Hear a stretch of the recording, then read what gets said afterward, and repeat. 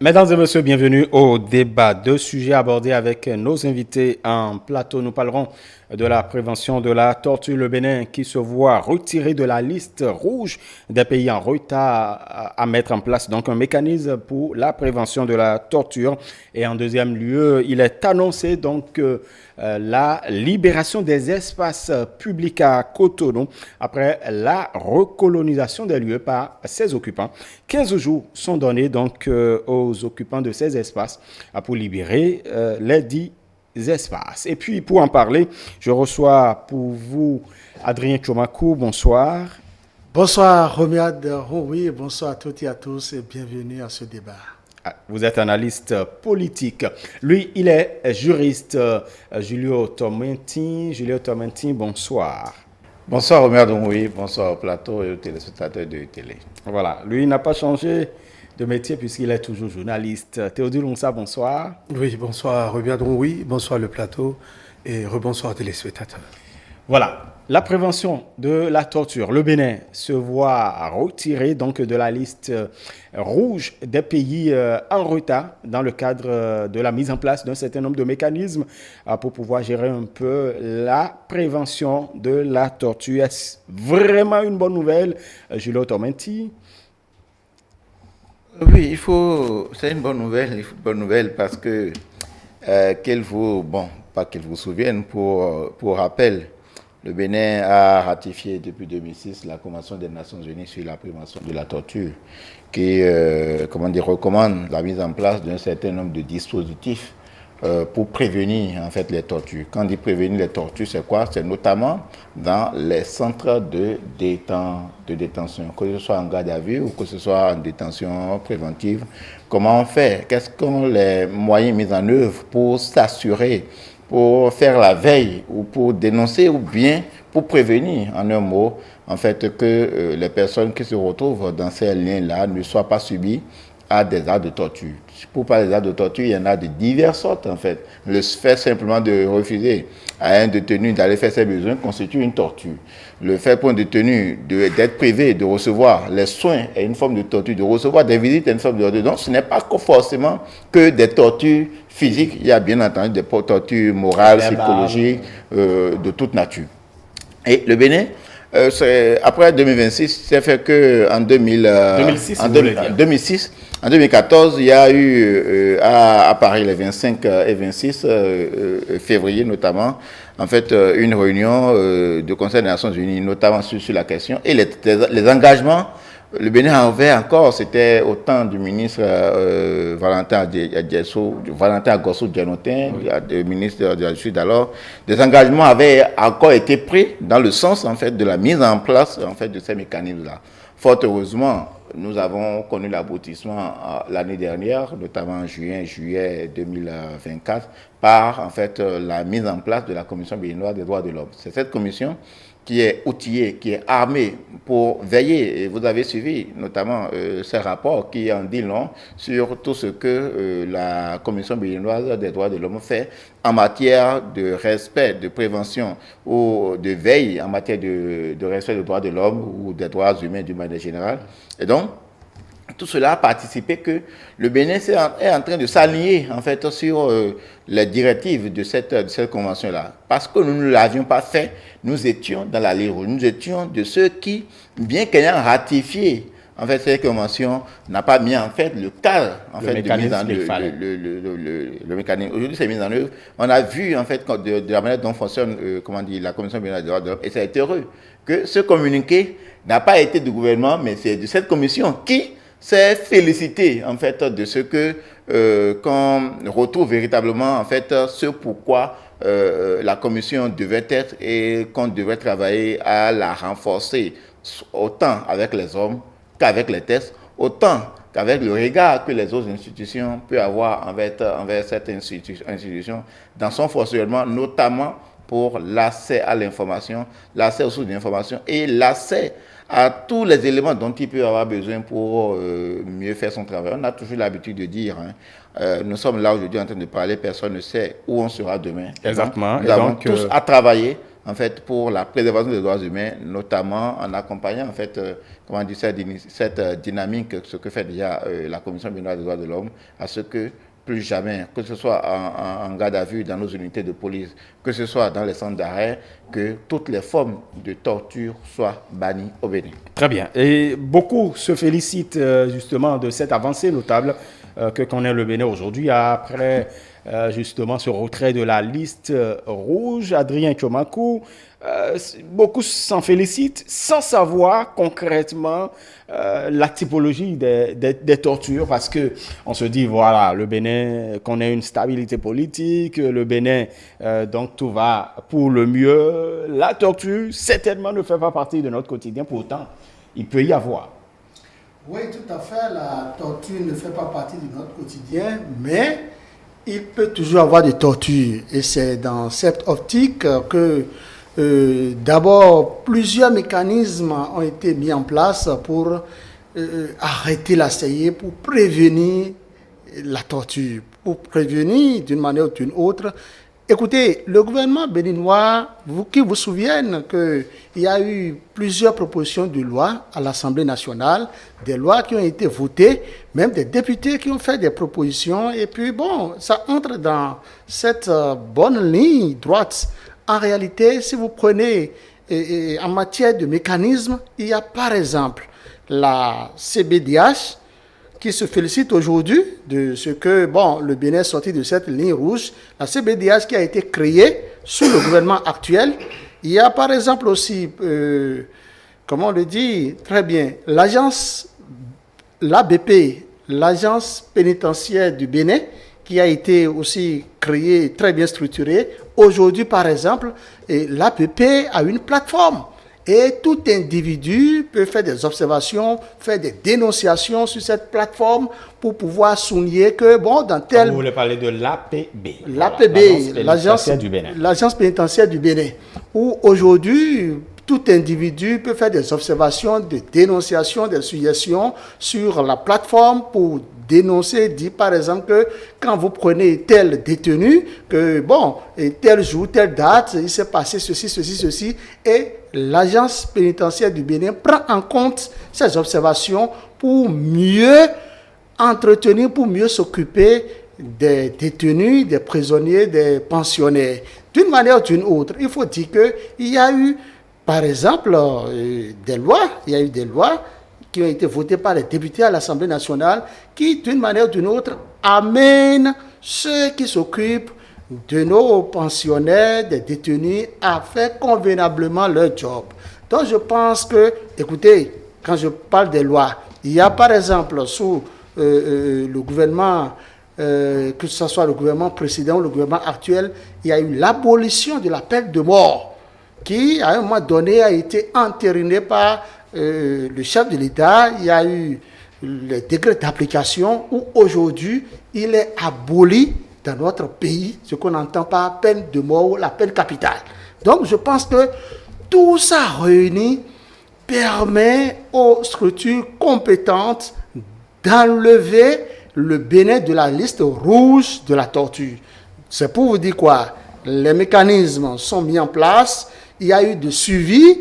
Qu'on nous parle du gouvernement ou bien qu'on nous parle de la CBDH ou de l'agence pénitentiaire du Bénin, d'une manière ou d'une autre, aujourd'hui, il y a l'arsenal juridique qui existe, il y a eu un mécanisme qui permet le suivi et qui amène les autorités compétentes à sortir de la liste rouge le Bénin. Très bien.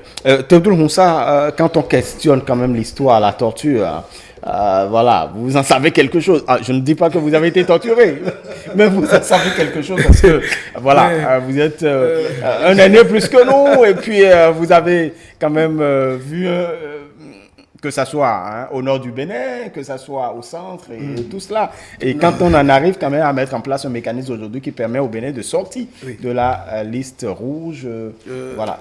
Merci Romuald, merci. Je crois que je n'ai jamais eu la chance et je n'ai même pas souhaité de vivre ce qui se passait ou peut-être témoin de ce qui se passait de l'autre côté de Tukuntona, de Segbana, etc. Non, pas à l'époque, pas du tout. Mais nous avons lu dans le quotidien, les rapports que nous avons eus, les témoignages. Il y a eu des démentis après. Il y a eu des démentis après, mais quel type de démentis? Parce que Maître Farapé est là, il y en est un témoin, lui, il a raconté, il nous a montré les séquelles de ce qui s'était passé. Alors, a démenti ça après. Oui, lui, il ne peut que démentir, oui, de sa position, de la position qu'il occupait par le passé. En ce temps-là, il ne pouvait que démentir. Mais il y a des gens, moi j'ai des parents, j'ai des amis dont leurs parents ont été victimes de ça, qui m'en ont parlé, mais qui n'oseront jamais parler de ça devant. Ce sont des formes graves de la torture. Alors, donc, autant de situations que nous avons vécues par le passé. Oui, à Cotonou, ici, oui, j'ai été témoin de quelques matraques où des gens ont été ont été pris, commissariat de Porto Novo, de Cotonou, et puis matraqués, tenus très fort. Ils subissent ce qu'on appelle la torture de différentes formes. Je n'ai pas envie de décrire ça ici. Ceux qui nous suivent, qui ont été témoins ou qui ont participé à ça, quoi qu'on dise, il faut qu'on se dise la vérité. Il y a des gens qui ont participé à ça. Ils peuvent comprendre ce dont il s'agit et ne jamais souhaiter ça, même pour votre ennemi. C'est vrai que il fut un temps où dans nos unités de sécurité de commissariat, oui, par moment, quand certains indélicats venaient, oui, il y a cette forme. Nous n'allons pas parler de torture, mais de pression. Ils appellent ça pression pour pouvoir avoir le résultat. Tout ça là, aujourd'hui, vous allez constater qu'il n'y a plus ça. Il y a eu un contrôle rigoureux, les tests avec le travail qu'a fait. Le respect de la commission, humaine, la CBHD et tout, le respect de la personne humaine. Ce sont c'est-à-dire tout un ensemble d'éléments qui ont concouru à ce que nous ayons ce résultat aujourd'hui. Vous allez dans nos unités de commissariat aujourd'hui, si même un voleur ou un supposé voleur qui est amené ou qui est quelqu'un parce qu'il y a la présomption d'innocence. Oui, qui est soupçonné, eh bien, c'est juste l'écoute et la procédure est engagée. Il est mis en garde à vue. Ce n'est plus ce à quoi on assistait par le passé. On bousculait des coups de matraque, même des rangers. Sur le coup de l'individu, on le bloque. Ça dit, certains policiers, excusez-moi de le dire, c'était ce qui se passait. Prenaient ces gars-là comme des éléments d'entraînement. On essayait de faire quelques mouvements de karaté pour ces essais. Moi, c'est comme ça que je l'ai qualifié. Mais aujourd'hui, on n'assiste plus à cela. Heureusement. Et Dieu merci, quand vous parcourez nos unités de commissariat, même les maisons d'arrêt, il n'y a plus ça. Et c'est un travail d'abord, les autorités ont eu à faire à leur niveau et répercuter ça sur ceux qui sont en activité et nous-mêmes en tant qu'individus. Vous parlez de torture, mais il y en a de toutes sortes. Laissons ce qui se passe au niveau des commissariats, des maisons d'arrêt et parlons de ce qui se passe peut-être dans nos services, dans nos maisons, vis-à-vis. Quand on l'a dit tout à l'heure, Julio l'a dit. On ne va pas explorer ce champ-là, c'est un champ tellement vaste. Non, mais c'est l'occasion de parler, d'en parler, de dire, de dénoncer ça, de dire aux téléspectateurs que c'est aussi une forme de torture. Une forme de torture, voilà. Et donc c'est une bonne nouvelle pour le Bénin quand même de faire ce grand pas. C'est un grand pas parce que plus jamais ça. Aujourd'hui, même les unités de commissariat, les maisons d'arrêt savent que vous avez la possibilité d'appeler le procureur pour dénoncer ce qui se passe et des enquêtes. Donc, chacun se méfie, chacun est tenu de respecter les tests. Je crois que c'est un grand pas que le Bénin vient de franchir. Très bien. Julio Tometi, qu'est-ce qui changera concrètement, justement, après ce retrait de la liste rouge des pays en retard dans la mise en œuvre de ce mécanisme-là? Qu'est-ce qui changera fondamentalement en ce qui concerne l'image du Bénin? Non, cela appelle à plus de responsabilité. Parce que lorsque vous quittez la ligne rouge, il faut travailler à ne plus vous y mettre. Cela va dépendre en fait du travail quotidien que fera la Commission béninoise des droits de l'homme et des efforts que le Bénin continue à faire dans son ensemble pour la protection des droits humains, notamment pour ceux qui sont dans les centres de détention. Vous savez, j'ai lu le dernier rapport de la Commission béninoise des droits de l'homme sur un certain nombre de conditions de détention. C'est pourquoi en matière de, de torture, il y a ce qu'on appelait les tortures de forme traditionnelle, brutale. Aujourd'hui, nous avons des tortures de forme moderne, d'une certaine façon, qui ne sont plus forcément des tortures physiques.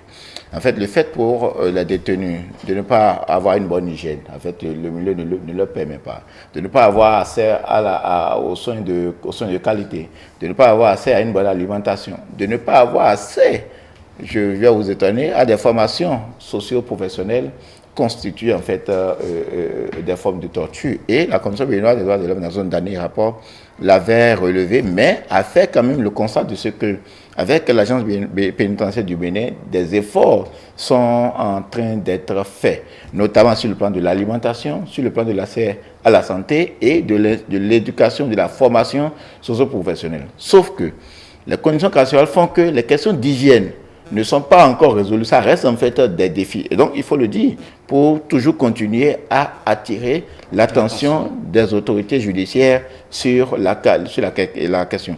La surpopulation carcérale seule est une forme de torture, d'une certaine façon, parce que à partir du moment où, en fait, vous n'avez plus les conditions normales, en fait, de vivre, il s'agit de questions. En fait, l'autre chose, je le disais tantôt, ce que les dernières actualités nous ont fait de voir, c'est quelque peu, en fait, des positions un peu contradictoires.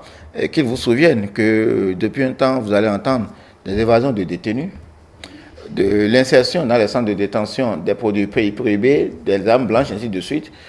On a eu même le cas où on a dit des détenus ont accès à leur téléphone et tout ça, et que même depuis, la prison continue à faire des affaires, ce qui a mis les autorités pénitentiaires à redoubler de plus d'efforts en termes de vigilance. Et quand on redouble le fait est que quand on redouble d'efforts en matière de sécurité ou de vigilance, ça crée en fait quelques formes qu'on peut appeler des formes de torture. Parce que vous, Romiane, vous n'avez plus, dans beaucoup de centres de détention aujourd'hui, vous n'avez plus assez, les visites ne sont plus comme cela te faisait. Vous allez voir des gens dénoncer par exemple que les fouilles sont jusqu'au corps pour détecter qui n'a pas si, ainsi. Donc, même le temps de discussion avec votre parent est limité. Tout ça, en fait, pour nous assurer d'une certaine sécurité.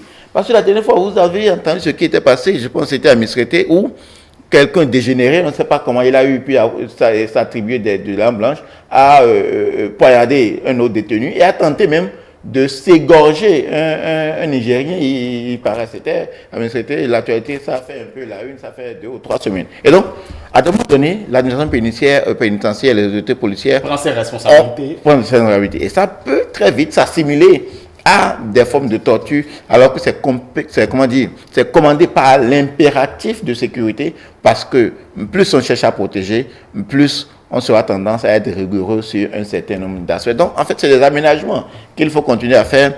Le Bénin continuera. Moi, j'en suis certain, les conditions carcérales sont mieux aujourd'hui qu'hier, et nous espérons que davantage les éléments ou les failles qui sont relevées, que les autorités travaillent sur ça, parce que, en fait, la prison, c'est vrai, comme quelqu'un l'a dit, n'est pas un hôtel à 5 étoiles, mais ne doit pas être non plus, en fait, comme par le passé, avec une certaine histoire que Théodule était en train de relever tout à l'heure. Il faut pas du tout que l'on, en fait, retourne à ces travers-là. Donc, on est en prison pour une raison, on doit s'y retourner, et toujours dit qu'il faut garder en fait la dignité humaine attachée, parce qu'on ne restera pas, on peut savoir, comme on le dit, comme beaucoup le disent, les droits civiques ne s'arrêtent pas aux portes de la prison, donc on doit continuer à préserver les droits des détenus. Autre élément sur lequel on ne fait pas beaucoup attention, c'est au niveau de nos unités de police.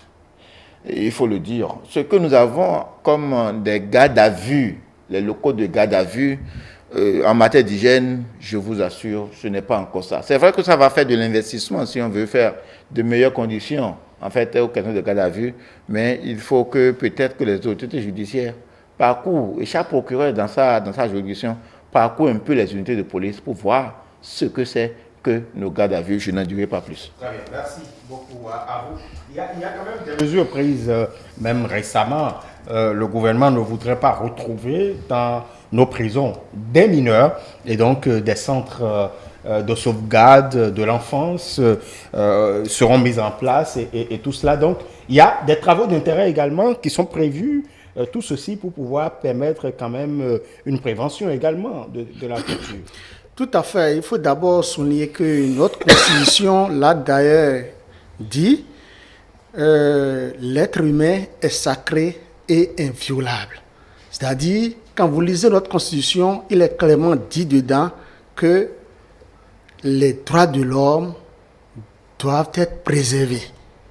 Et c'est en préservant les droits de l'homme, en œuvrant pour la bonne préservation des droits de l'homme, que le gouvernement, que le Bénin en général est en train de lutter contre la torture. Je pense que le gouvernement a pris plusieurs décisions dans plusieurs relevés du Conseil des ministres. Par exemple, le gouvernement a dit clairement que, même tout récemment, il a été dit que l'agence pénitentiaire du Bénin, ABP, va désormais s'occuper... Bon, vous aimez tellement ABP. Bon. APB. APB. En tout cas, on peut rester collé à l'agence pénitentiaire du Bénin. L'agence pénitentiaire du Bénin a reçu plus d'autorité et désormais, avec plusieurs ONG, cette agence va contribuer à la formation des prisonniers, des pénitentiaires, des pensionnaires, ceux-là qui n'ont pas appris un métier en bonne et due forme. Il est dit clairement dans le Conseil des ministres d'il y a 2 mois que, bon, que vous soyez entre griffes présumé cybercriminel ou présumé ça, et que vous êtes retenu dans les liens de la justice, vous êtes gardé dans un centre pénitentiaire, alors vous pouvez vous inscrire et vous serez subventionné, vous serez suivi par le gouvernement béninois pour qu'à terme, à long ou à court terme, vous puissiez obtenir tout au point un diplôme. Donc tout ça, c'est des mécanismes pour pouvoir lutter contre la torture. Du moment où, d'une manière ou d'une autre, on vous permet d'être plus ou moins en contact d'autres détenus, on vous permet d'aller, je dirais même, au marché au sein de nos prisons, parce que dans les prisons aujourd'hui, il y a des marchés. On vous permet d'aller vous faire coiffer, vous faire tresser, on vous permet d'être plus relax, on vous permet de recevoir d'une manière ou d'une autre plus de visites qu'avant. Ce sont des facteurs qui amènent ceux-là qui ont des indices pour dire est-ce que cet État est en train de lutter contre la torture ou bien est-ce que la torture bat toujours son plein dans tel État. Je pense que le gouvernement béninois a fait un grand pas. Ne serait-ce que d'abord à travers des actes pris, à travers des décisions prises et la mise en application de ces décisions. Donc je pense que le gouvernement béninois est en train de voir très loin. C'est vrai que quelqu'un l'a dit, nos prisons ne sont pas des hôtels à 5 étoiles. Si vous commettez une erreur ou que, bon, par la force des choses, même si vous n'êtes pas... Écoutez, le destin peut vous amener en prison. Et je l'ai toujours dit, le destin, oui, tout à fait. Que nous tous, nous sommes des prisonniers ambulants. Bon, ça, le destin peut vous envoyer en prison. Et nous sommes tous des prisonniers ambulants. Et tant que vous ne quittez pas cette terre, il faut vous attendre à toute épreuve. Je pense que le gouvernement doit œuvrer davantage pour que la torture soit bannie au Bénin, du Bénin, complètement. Oui, je crois que, comme vous l'aviez dit, le gouvernement avait juste, en tout cas, mettant en place une structure qui dégage désormais les enfants de ce milieu-là. Parce que quand on observe tous, c'est parce qu'il y a eu un constat, il faut le dire, désolant, qui a conduit les autorités, les organisations qui ont pris par là à désormais décider de concert avec le gouvernement que les enfants ne se retrouvent, les mineurs ne se retrouvent plus dans ces conditions-là parce qu'on sait ce qui se passe. Et des enfants qui y vont, qui sont enrôlés dans d'autres systèmes et au lieu qu'on arrive à les récupérer, pour une réinsertion, une assistance psychologique, morale, et pour une récupération, le temps de les réorienter vers une vie sociale digne du nom, on assiste à autre chose. Je crois que, oui, ça fait partie des formes de torture qui existent au niveau de ces enfants-là. Oui. Et donc, moi, je pense que le travail est collectif. Tout le monde est interpellé et nous devons tous travailler en communion, de concert avec le gouvernement et les organisations qui sont mises en place pour que, véritablement, qu'on n'assiste plus à cela, qu'il n'y ait plus de torture au niveau de nos unités de police ou de commissariat ou dans nos maisons d'arrêt, parce que, oui, Adrien l'a dit tout à l'heure, oui, et peut-être je le dis, nous sommes des prisonniers ambulants. C'est de prier pour que des situations graves ne nous arrivent, des situations compliquées, pour qu'on ne se retrouve pas. Allez-y voir. Ceux qui sont là-bas, il y en a qui ont été malencontreusement accusés de quelque chose, emballés dans une affaire dont peut-être ils ne sont pas responsables, dont ils ne sont pas informés. C'est en cela que je rejoins Anissé. Vous permettez Adrien, pardon. Est-ce que vous permettez voilà, je vous avais donné la parole, on vous laisse la parole à voilà. C'est bon, okay, oui, voilà. C'est bon. Julio Tometti, justement, ces mesures, est-ce que ces mesures sont toujours dans la prévention de la torture, des mesures des travaux d'intérêt, les centres donc de sauvegarde d'enfance et tout ça, ou d'autres initiatives prises par le gouvernement, c'est toujours dans la droite ligne de pouvoir limiter ou de prévenir la torture? Oui, c'est toujours dans la droite ligne de prévenir la torture. Parce que remuez d'imaginer, vous êtes journaliste. Et pour X raison, comme quelqu'un s'est fait appeler une fois ici dans ce Bénin-là, vous devenez lépreux. C'est-à-dire vous n'êtes plus capable d'exercer parce que, en fait, vous vous êtes retrouvé dans les liens de la détention. Vous pouvez voir, en fait, quel choc psychologique que ça peut vous faire. Et si on vous ouvre une passerelle pour pouvoir, ne serait-ce que, même si c'est 1 heure, pendant 1 heure, au cours d'une journée, vous consacrer à ce qui vous a toujours passionné, vous pouvez imaginer la libération que cela pourrait être pour vous. En fait, ça s'inscrit dans ce cadre-là, pour que psychologiquement, mentalement, les gens gardent un certain nombre d'équilibre. Parce qu'on a constaté que les gens sortent des fois des prisons, non pas sans séquelles physiques, mais avec des séquelles mentales. Ils ne sont plus capables de faire, aptes à faire quoi que ce soit, parce qu'à un moment donné, ça a changé. Parce que la société aussi n'aide pas. Parce que quand on vous voit, vous sortez de prison. Donc, c'est compliqué. Donc, alors que vous auriez, on aurait mieux fait de vous préparer, d'accord, à rejoindre encore cette société en vous maintenant, en fait, dans un certain nombre de dynamiques. C'est ce qui est en train d'être fait. Je vais finir par relever 2 cas dont nous n'avons pas encore parlé en termes de torture. Je vais les relever dans le dernier rapport de la Commission béninoise des droits de l'homme. Notamment les cas de torture exercés par des prisonniers ayant un certain nombre de responsabilités dans les centres de détention. Vous savez que l'organisation des centres de détention... un certain nombre d'années d'ancienneté. Oui, d'ancienneté, et donc qui leur confère une certaine responsabilité. Les fouilles, les déplacements, ainsi de suite. Et donc, cela génère encore d'autres formes de brimade, d'autres formes de torture. Et là, c'est purement physique. C'est-à-dire, vous voyez par exemple des gens débarquer dans vos locaux, fouiller tout parce qu'ils seraient à la recherche d'une souquette. Et ce sont des prisonniers comme vous, mais à qui l'administration pénitentiaire, d'une manière ou d'une autre, a confié un certain nombre de responsabilités en termes d'organisation. Il y a que la commission a relevé au-delà de ça que les tortures ne sont pas forcément, ça va des fois au-delà des murs, des centres de détention et des unités de police.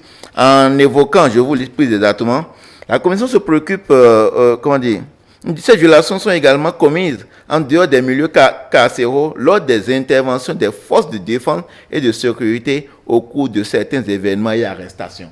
C'est-à-dire les fameuses matraques. Ça fait pas des formes de torture. Ou les formes d'arrestation que l'on voit comme en pourchasse. Par exemple, un éminent qui ne veut pas porter son casque, d'accord, jusqu'à le alors que la direction générale de la police républicaine interdit toute poursuite.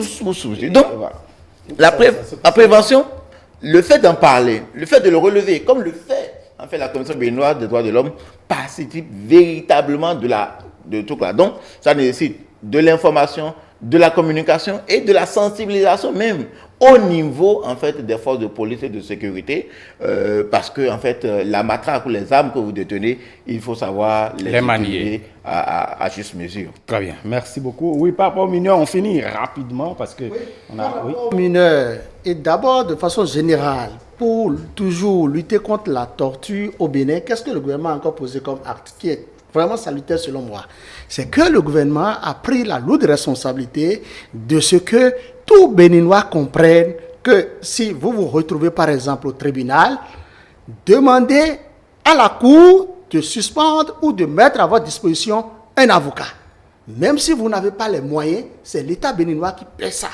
Il y a par exemple un relevé du Conseil des ministres qui l'a clairement signifié. Beaucoup ne comprennent pas, les gens n'ont pas pris connaissance de ça, et ça existe au Bénin, ça se pratique, ça se fait. À plus forte raison, vous devez constater qu'il y a eu des audiences publiques passées. Écoutez, quand des avocats ont dit non, qu'ils ne vont pas continuer, le gouvernement même a mis à la disposition de ceux-là qui peut-être sont poursuivis des avocats. Ça, c'est une manière pour lutter contre la torture. L'autre chose, c'est quoi? C'est que par rapport aux mineurs, vous devez constater que le gouvernement aujourd'hui a classifié les choses. Il y a aujourd'hui même des magistrats, des juges qui sont spécialisés de prendre connaissance des dossiers des mineurs. Et oui, il y a les juges des mineurs aujourd'hui. Et quand vous êtes recruté magistrat, vous allez encore à cette formation. Vous vous spécialisez. Ça existe en République du Bénin. Si vous avez un dossier qui concerne des mineurs, il y a spécifiquement des juges qui s'occupent de ça. Donc, on parle des juges des mineurs, on parle des magistrats, ceci. Ça, c'est en parenthèse. L'autre chose, c'est quoi? Toujours par rapport aux mineurs. Oui, pour finir. Et non seulement aux mineurs, c'est encore trop petit de le dire. Par rapport aux femmes en général, si par exemple, il y a un dossier d'adultère ou un dossier de viol, vous constatez automatiquement dans nos cours et tribunaux que la cour suspend l'audience et l'audience s'effectue dans une chambre close. On reporte d'une manière ou d'une autre cette séance pendant 30 ou 45 minutes où on n'expose pas la femme qui est violée ou la mineure qui est violée. C'est comme ça que ça se passe maintenant. Voilà. Donc c'est pour dire quoi? Le gouvernement béninois... Il y a des efforts qui sont consentis. Écoutez,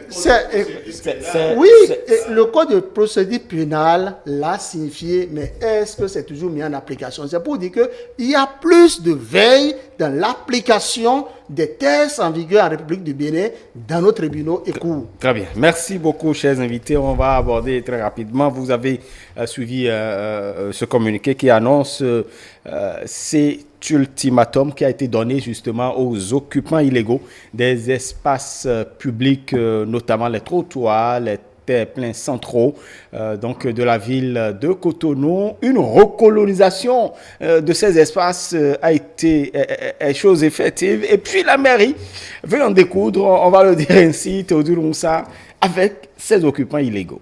Oui, il faut qu'on arrive là.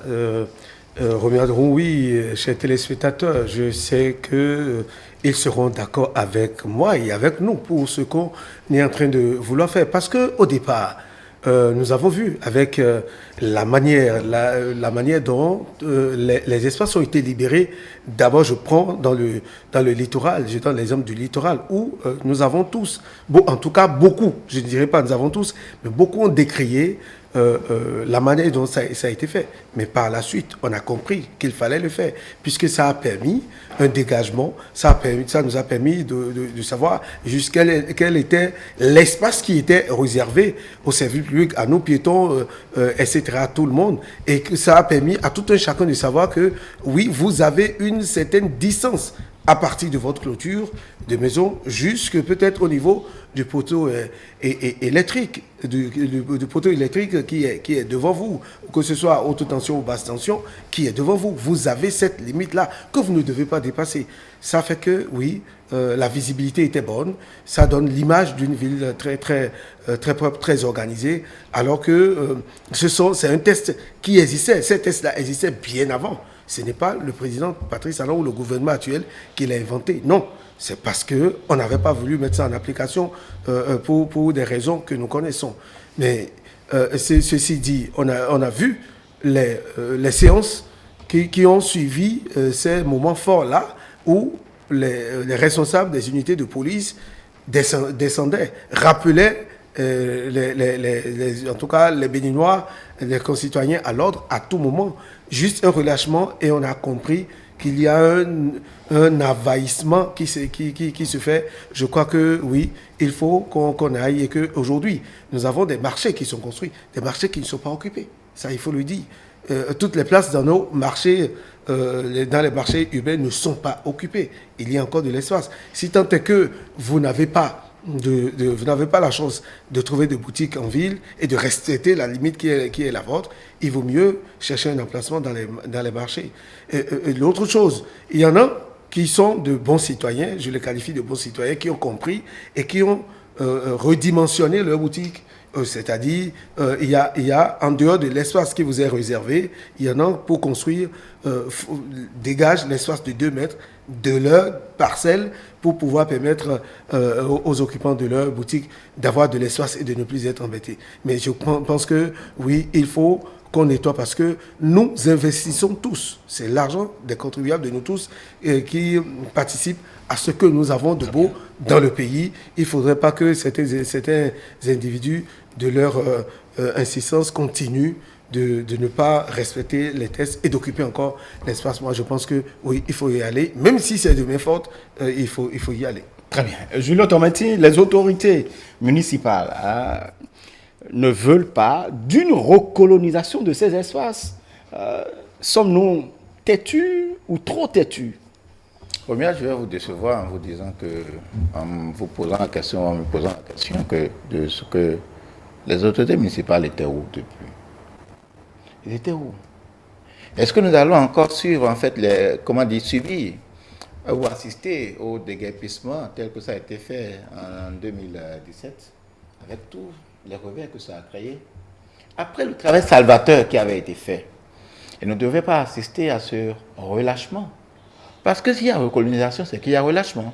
C'est-à-dire, on n'a pas, excusez-moi de le dire comme ça, on n'a pas... Ça peut ne pas être relâchement. Non, c'est un relâchement. Ça peut ne pas être un relâchement. Après cette déguerpissement sauvage, 2019-2020, j'ai vu par exemple un déplacement du président de la République, Patrice Talon, dans une ruelle de Cotonou, qui sensibilisait un garagiste qui avait occupé l'espace public. Et pour expliquer que c'est à défaut que les uns et les autres comprennent qu'on a été obligé de faire ce qui a été fait, ce que Toboula a fait. Il faut rappeler ce nom-là. En 2017, et qui a créé en fait du tollé. Maintenant, lorsqu'on a fini ça, quel est le plan que la municipalité, parce que nous leur déblayons le terrain, parce que c'était même une défaillance de la municipalité. En ce moment-là, qu'est-ce qu'ils se disaient? Les gens disaient, nous étions là. La mairie vient nous percevoir chez nous les redevances, même jusqu'au droit de place. Et donc, c'est la mairie qui nous a autorisé. Il y a eu ce débat-là qui avait cours. Maintenant qu'on a... Mais ce débat est dépassé. La mairie a déblayé le terrain. La mairie devait prendre ses responsabilités en restant dans la veille quotidienne. N'oubliez pas que les habitants sont... parfois, on était... Non, parfois, la mairie n'est pas en dehors de Cotonou. La mairie est à Cotonou.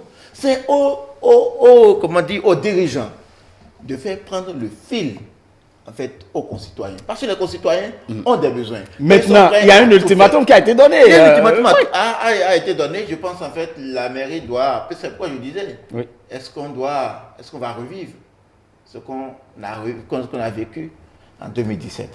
Ça ne serait pas bon. C'est pourquoi je condamne d'abord, d'accord, le relâchement dont tu as fait preuve. Il faut condamner aussi certainement. Qui a donné comme conséquence cette réconciliation. Il faut dénoncer également l'occupation de cette territoire. Du vide et le besoin aidant, Les gens ont dû occuper. Donc aujourd'hui, qu'elles sont faites? Aujourd'hui, je n'ai pas demandé que vous soyez d'accord. Julio, attendez. Aujourd'hui, est-ce que vous permettez? Vous aurez la parole. Julio, vous finissez, vous chutez et puis.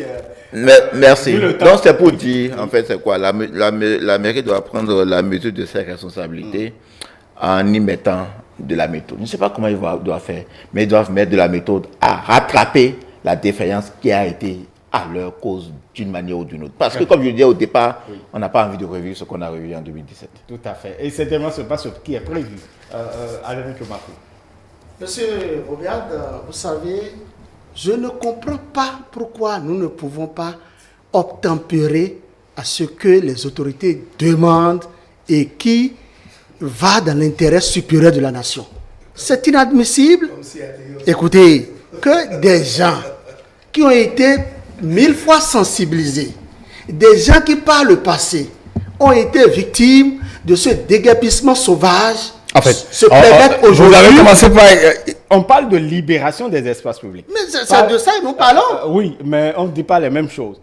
Comment? Parlons de la libération des espaces publics. Oui, on parle de libération d'espaces publics. Voilà. En son temps, il aurait fallu que le gouvernement prenne la lourde responsabilité de déguerpir sauvagement les gens. Je pèse bien mes mots. Ça a été fait. Les espaces. Écoutez, libérer les espaces, on a dépassé ça. On a dépassé, un ultimatum est donné. On a vu tout récemment le ministre du cadre de vie qui a encore sorti un communiqué. Nous l'avons publié dans le journal Fraternité qui demande à ce qu'on libère complètement les espaces publics. C'est incompréhensible que des marchés, vous avez de beaux marchés construits, réalisés à coût des frais de nos frais. Et que des gens s'abstiennent à aller occuper ces marchés et continuent de venir occuper anarchiquement l'espace public, la voie publique, écoutez, les trottoirs. C'est inadmissible. Regarde, écoute-moi, mon frère. Moi, je suis allé au marché de Minoté. J'ai payé de gâteaux pour 100 francs. J'ai dit à la dame, j'ai dit, mais le gâteau que tu m'as vendu, c'est 4 boulettes de gâteau à 100 francs. L'unité est à 25 francs. Je lui ai posé la question, j'ai dit, mais l'espace, là où tu es, dans ce marché, dans ce beau marché, dis-moi combien tu paies à la fin de chaque mois. Il m'a dit, la dame m'a dit, elle, du moins, quel montant? Elle a dit qu'elle ne paie rien. Que le gouvernement a dit jusqu'à nouvel ordre, c'est gratuit. Les marchés construits à frais pour les Béninois sont jusqu'à présent gratuits. Occupez-les. Très bien. Jusqu'à présent, le gouvernement a interdit. Mais oui, vous voyez. Oui, c'est à vérifier, bien évidemment. Prenez vos caméras, allez interviewer les dames. Ils vont vous dire que juste depuis que cette affaire d'occupation de marché a commencé, aucune dame n'a rien payé. D'accord. C'est gratuit jusqu'à présent. Le paiement va suivre. Mais jusqu'à présent. Malheureusement, on est au terme de nos discussions. Ça devient plus vif, mais ce n'est pas ce qui est important, chers amis. C'est-à-dire que vous avez un ultimatum, vous avez un délai, 15 jours pour libérer les espaces illégalement occupés. Sinon, la mairie va faire. Est-ce que vous permettez, Adrien Tchomakou, est-ce que vous me permettez de conclure? Merci beaucoup. Mesdames et messieurs, merci de nous avoir suivis. Et c'est la fin donc de ce numéro de votre émission 120 minutes à tout soir. Vous retrouverez les invités, ce serait la semaine prochaine. Donc le lundi, nous sommes là à partir de 18h30 pour un autre numéro. Allez, bon week-end à chacun et à tous.